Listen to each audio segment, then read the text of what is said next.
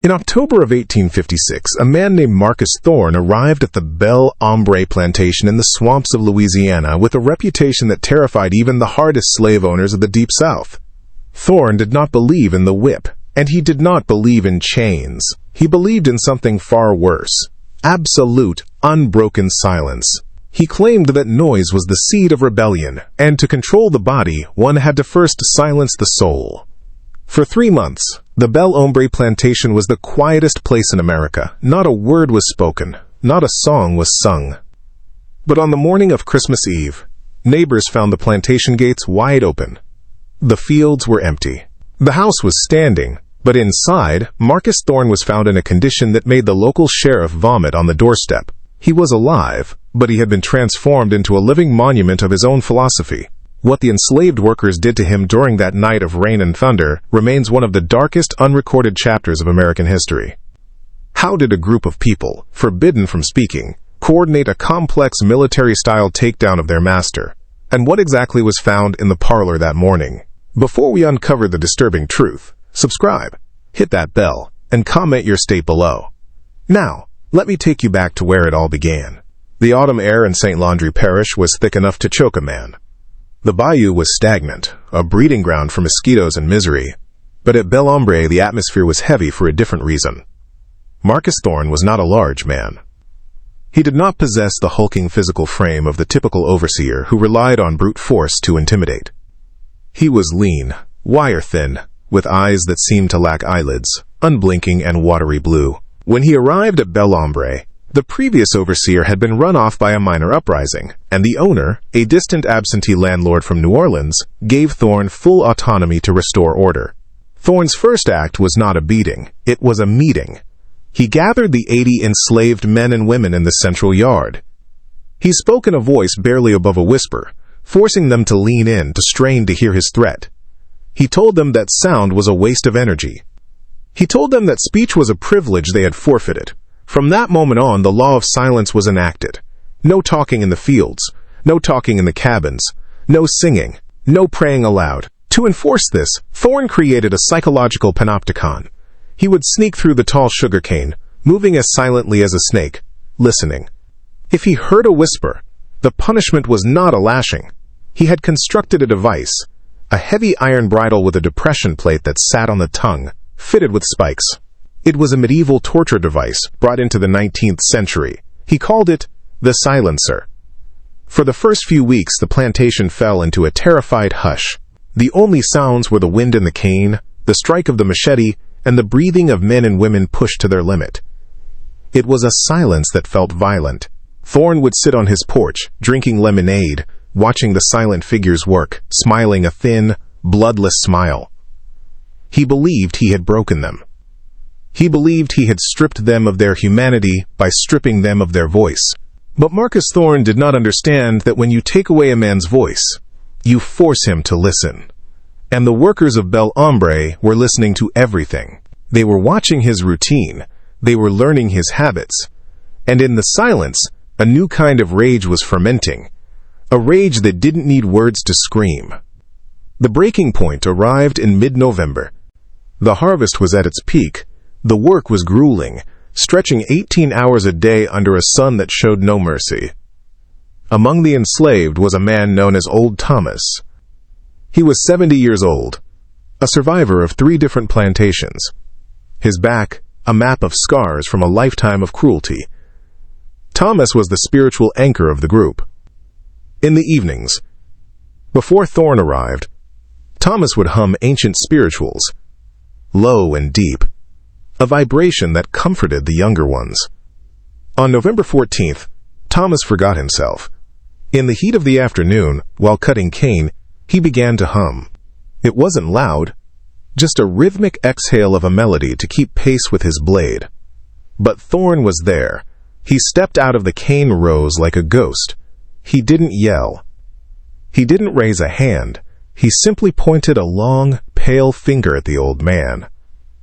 Thorne had Thomas dragged to the center of the field. He didn't use the iron bridle this time. He wanted to send a permanent message. He forced the other workers to form a circle. Thorne produced a needle and a spool of thick, coarse thread. the kind used for sewing burlap sacks. In front of the weeping, terrified community, Thorne proceeded to sew old Thomas's lips together. It was a surgical, cold-blooded act of mutilation. Thorne wiped his bloody hands on a handkerchief and whispered to the horrified crowd, "Silence is golden." He left Thomas there, bleeding, in the dirt. The message was received, but it wasn't the message Thorne intended. He thought he had instilled ultimate fear. Instead, he had severed the last tether of their restraint. That night, the cabins were quieter than they had ever been. But it was no longer the silence of fear. It was the silence of a predator waiting to pounce. In the corner of the main cabin, a man named Caleb, who was strong and possessed a sharp, tactical mind, looked at the others. He didn't speak. He didn't have to. He locked eyes with the men, then the women. He tapped his chest, then tapped the floor. A decision was made without a single syllable being uttered. Thorne had demanded silence. They would give him a silence he would never wake up from. The following weeks were a masterclass in deception. The workers of Belle Ombre became actors on a stage of Thorne's making. They worked harder. They bowed lower. They moved with a fluidity that suggested total submission. Thorne, in his arrogance, believed he had achieved the impossible, a perfectly obedient workforce. He began to relax. He stopped carrying his pistol on his hip. He began sleeping with his windows open to catch the breeze. But in the fields, a complex insurrection was being planned. Since they could not speak, they developed a sign language. A wipe of the brow meant midnight. A tap of the machete against the boot meant the back door. A look to the sky meant, wait for the rain. Caleb orchestrated the movement of weapons. Machetes were usually collected at sundown, locked in the shed. But Caleb, using sleight of hand that would shame a magician, began snapping the blades off old, discarded handles. He hid the rusty blades beneath the floorboards of the cabins. They sharpened them at night, rubbing the metal against stones under the cover of blankets to muffle the sound. The tension on the plantation was electric. The air felt charged, as if a thunderstorm was perpetually hovering overhead. Thorne felt it too, but he misinterpreted it. He wrote in his journal, which was later recovered, that the air is heavy with their submission. They are finally domesticated animals. He was wrong. They weren't domesticated. They were hunting. They were waiting for the perfect cover. And on Christmas Eve, nature provided it. A massive winter storm rolled in from the Gulf, bringing torrential rain and thunder that shook the foundations of the plantation house. The noise of the storm was deafening. It was the perfect cloak. For the first time in months, they could move without being heard. The thunder would mask their footsteps. The lightning would light their path. The silence was about to end. At 2 a.m., the door to the main cabin opened. Caleb stepped out into the driving rain. He was followed by 20 men, each clutching a sharpened piece of metal. They moved like shadows, water streaming off their bodies. They didn't run, they stalked. They reached the main house. The windows were shuttered against the storm, but Thorne had left the kitchen latch unhooked, a detail Caleb had noted 3 days prior. They entered the house. The floorboards creaked, but the booming thunder swallowed the sound. They moved through the kitchen, into the hallway, and up the grand staircase. Thorne was asleep in his bed, the sheets tangled around his legs, dreaming his dreams of control. He never heard the door open. He never heard the 20 men encircle his bed. The first thing Thorne knew of the attack was the weight. Hands, dozens of hard, calloused hands, clamped down on his arms, his legs, his chest. And, most importantly, a hand clamped tight over his mouth. Thorne's eyes flew open. In the flashes of lightning he saw them, the faces he had tormented, the people he had silenced. They were looking down at him with zero emotion. There was no anger, only duty. Thorne tried to scream, but the hand over his mouth was like iron. He tried to thrash, to kick, but he was pinned by the collective strength of the people he had underestimated.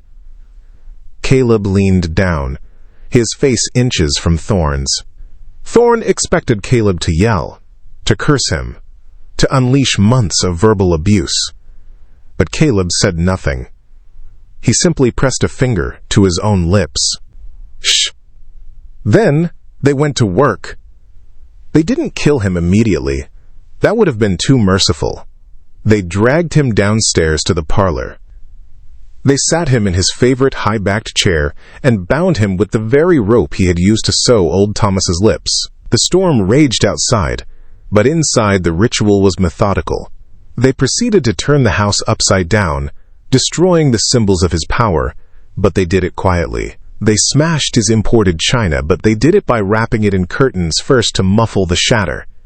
It was a terrifying display of discipline. Then they turned back to Thorne. Caleb approached him holding a bowl. It was a bowl of hot wax, melted from the expensive candles Thorne burned every night. When the sheriff arrived 2 days later, alerted by a passing traveler who noticed the eerie lack of movement, the scene at Belle Ombre defied explanation. The slaves were gone. Every single one of them.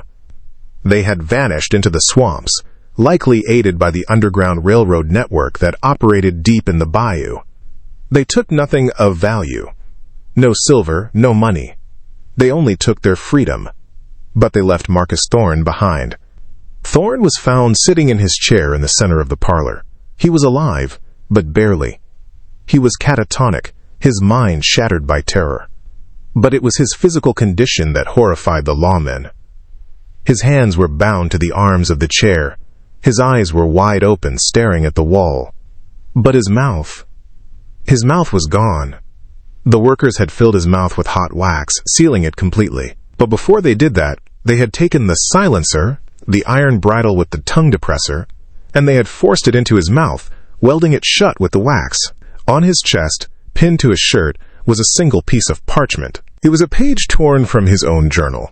On it, written in crude charcoal, were words that Thorne had spoken to them on his first day. Silence is golden. Thorne lived for another 3 years in an asylum in Jackson, Louisiana. He never spoke again, not because he couldn't physically recover, but because he refused to open his mouth. He starved himself to death, terrified that if he spoke, the shadows from the cane fields would come back for him. The legend of Belle Ombre spread through the South. It became a story whispered in slave quarters from Texas to Georgia. It was a reminder that the most dangerous weapon a master could give his slaves was silence. Because in the silence they could think. In the silence they could plan. And in the silence they could become something unstoppable. That the people deemed powerless often hold the most dangerous power of all. The power of witness, the power of memory, the power of refusing to forget. What do you think of this story? Do you believe justice was served that night in the parlor? Or was the punishment too cruel? Leave your comment below. If you enjoyed this tale and want more dark historical mysteries like this, subscribe to our channel. Hit the notification bell so you never miss a story. And share this video with someone who loves mysteries that blur the line between history and horror. These stories need to be remembered. These voices need to be heard. See you in the next video.